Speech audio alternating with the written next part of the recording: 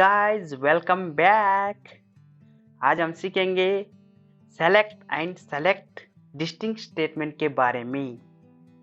Select statement है, ये DQL command का स्टेटमेंट है। ठीक है, DQL मतलब डेटा क्वेरी लैंग्वेज।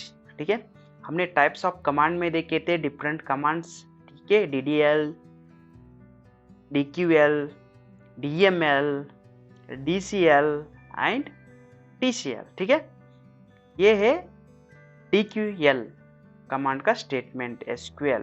ठीक है, डेटा क्वेरी लैंग्वेज। आज हम सीखे जा रहे हैं सेलेक्ट और सेलेक्ट डिस्टिंक्ट। ठीक है, चलो सीखेंगे डेफिनेशन क्या है सेलेक्ट कमांड का।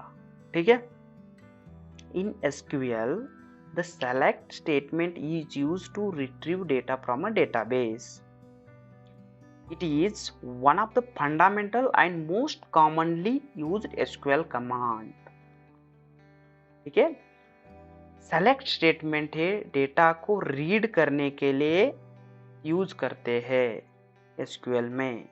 ठीक है, सेलेक्ट सिंटेक्स क्या है देखेंगे। चलो, select column 1, column 2 up to column n from table name. From this syntax we can retrieve column data from database table. ये syntax यूज करके हम डेटाबेस टेबल से कॉलम डेटा रिट्रीव कर सकते हैं। ठीक है, मैं दिखाता हूँ कैसा करने का वो। ठीक है, और नीचे सेकंड वन है select star from table name. From this syntax we can retrieve entire data from database table. पूरा डेटाबेस का पूरा एंटायर डेटा को रिट्रीव कर सकते हैं सेकेंड सिंटैक्स यूज करके। ठीक है, हम अभी डेवलपर में देखेंगे कैसा करने का। ठीक है, हमने देखा था कैसा। लिखो सेलेक्ट स्टार फ्रॉम एम्प्लॉय। पिछले वीडियो में हम देखे थे डेटा कैसे सेव करने का। ठीक है, एक्सपोर्ट करते समय में एम्प्लॉय का डेटा डिटेल्स हमने सेव किया था डेटाबेस में SQL लर्निंग में। आई होप आप नहीं देख रहे तो प्लीज देखिए वो वीडियो। ठीक है, देखो अभी रन करेंगे सेलेक्ट करके। एरर आउट हो रहा है, सेलेक्ट स्टार फ्रॉम। इधर देखिए कुछ तो जरा भी एरर अभी एम्प्लॉय का एम्प्लॉय। ठीक है, सेलेक्ट करो, रन करो, डेटा रिट्रीव हो गया ना। एक्चुअली हम लिखते टाइम में कुछ भी थोड़ा सा भी एरर हो गया, स्पेलिंग मिस्टेक हो गया, एरर आउट हो जाएगा। ठीक है, अभी मैंने देखा था ना पहले एम्प्लॉय का थोड़ा। ठीक है, अभी देखिए पूरा एंटायर वैल्यू आ गया ना, एंटायर टेबल आ गया। हमने टेबल देखा था। ठीक है, इधर हम टेबल है, देखिए एम्प्लॉय टेबल है, ये हमारा डेटाबेस में सेव है। करेक्ट। अब हम देखेंगे टेबल का डेटा कैसे रिट्रीव करते हैं। सेलेक्ट, क्या करना है हमको, एम्प्लॉय का आईडी चाहिए, एम्प्लॉय आईडी। ठीक है, देखिए स्पेस नहीं दिया है ना, स्पेस नहीं देना, एक्सेप्ट नहीं करता है वो, इसलिए जैसा है वैसा लिखेंगे। ठीक है, एम्प्लॉय नेम,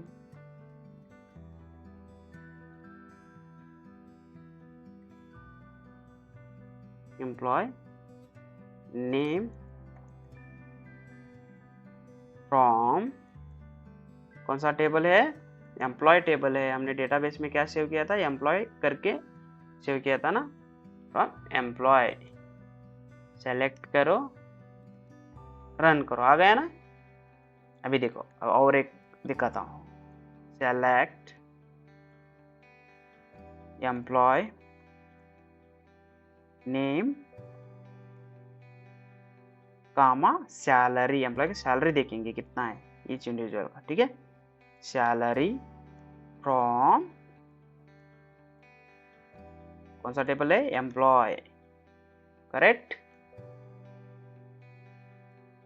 रन करो। गॉट इट, समझ में आ गया ना। इजी क्वेरी है लिखने का। ठीक है, आई होप आपको सेलेक्ट स्टेटमेंट के बारे में समझ में आया होगा। ठीक है, कैसे कॉलम का डेटा रिट्रीव करते हैं और एंटायर टेबल का डेटा कैसे रिट्रीव करना। ठीक है, ये देखिए ऊपर वाला है ना, ये एंटायर टेबल का डेटा रिट्रीव होता है। देखिए पूरा एंटायर टेबल का रिट्रीव हो गया। वही नीचे का स्टेटमेंट है, एक कॉलम वाइज है। ठीक है, हम कौन सा चाहिए उतना ही रिट्रीव कर सकते हैं। ठीक है दोस्तों,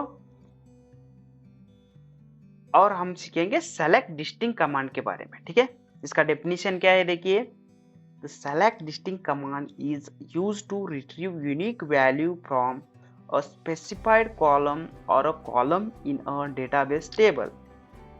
It eliminates duplicate value and returns only the distinct value. Distinct value मतलब unique value, unique value को ओनली रिट्रीव करेगा। फॉर एग्जाम्पल देखिए, अभी ये 4 एम्प्लॉय का डिटेल्स है। ठीक है, ऐसे हजारों रहेंगे, अभी डेटाबेस में बहुत सारा रहता है। मैं आपको एक एग्जांपल दे रहा हूँ। ठीक है, अभी देखिए जेंडर है ना, जेंडर मेल मेल मेल, हमको चाहिए ये डेटाबेस में जेंडर एम्प्लॉय कितना है और मेल एम्प्लॉय कितना है। ठीक है, और नहीं तो फॉर एग्जांपल यूनिक वैल्यू आता है प्रवीण, और एक रह गया तो प्रवीण, ओनली प्रवीण कितना है। ठीक है, अब हम देखेंगे। ठीक है, मेल को देखेंगे। अभी ये सेम वैल्यू है ना, ओनली यूनिक वैल्यू रिट्रीव करेगा, जो डबल वैल्यू है वो रिट्रीव नहीं करेगा। ठीक है, ओनली यूनिक। फॉर एग्जांपल अभी देखिए डिस्टिंक्ट वैल्यू ओनली ये करेगा, सेलेक्ट डिस्टिंक्ट,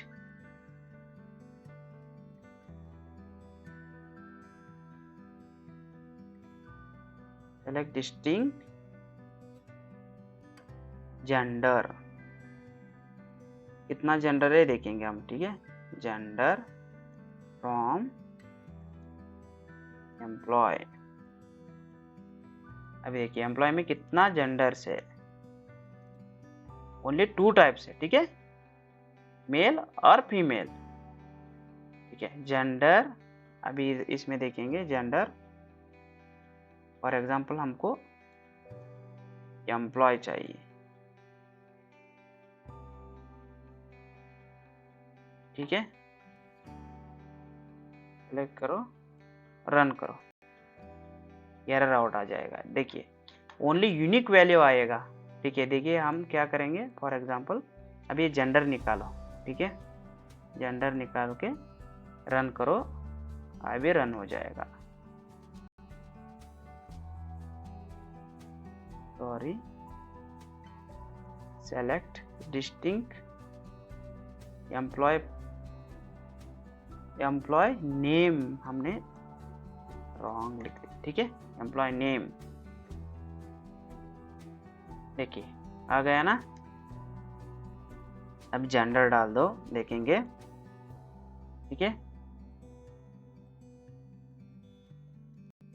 देखिए रिट्रीव हो गया ना, लेकिन ये डेटा यही इधर डाल दिया तो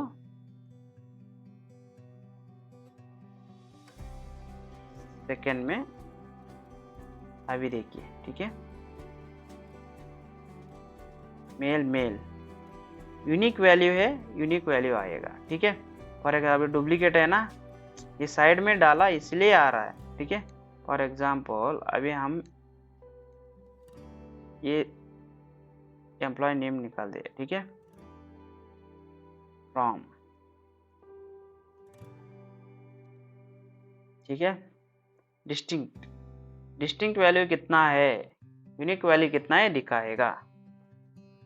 ठीक है दोस्तों,